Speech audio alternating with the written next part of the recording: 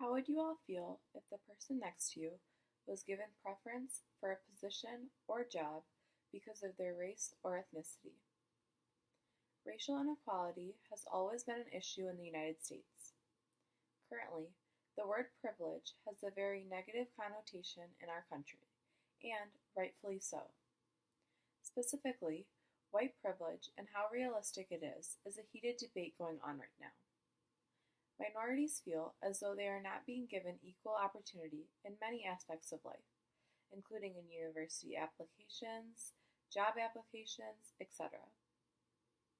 The concept was first introduced in Executive Order Number 10925 by President John F. Kennedy in 1961 and has continued to develop and be debated about since. On the surface level, affirmative action, favoring those who tend to be discriminated against, seems like a great idea. Minorities deserve a level, even playing field, and are not going to get it with the way things have always been going.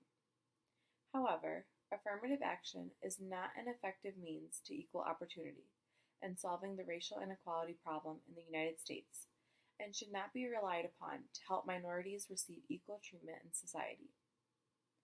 Affirmative action is a highly subjective policy.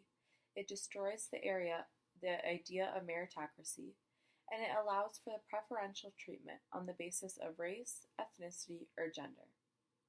Therefore, affirmative action is not helping solve the problem of racial inequality. Affirmative action is a highly subjective policy. There is no one holding anyone accountable for wanting to favor one person over another, whether it is by race, ethnicity, or another minority or majority feature. Whether someone even chooses to rightfully and truthfully implement this policy is subjective.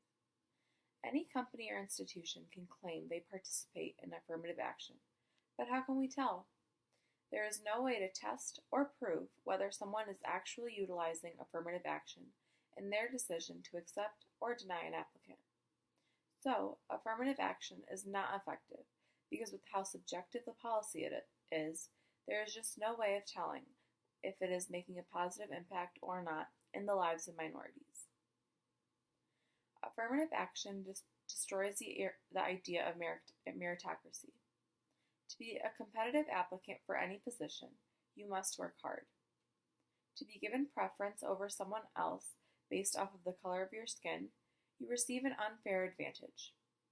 For example, colleges want hard-working students that have worked to earn their spot on campus.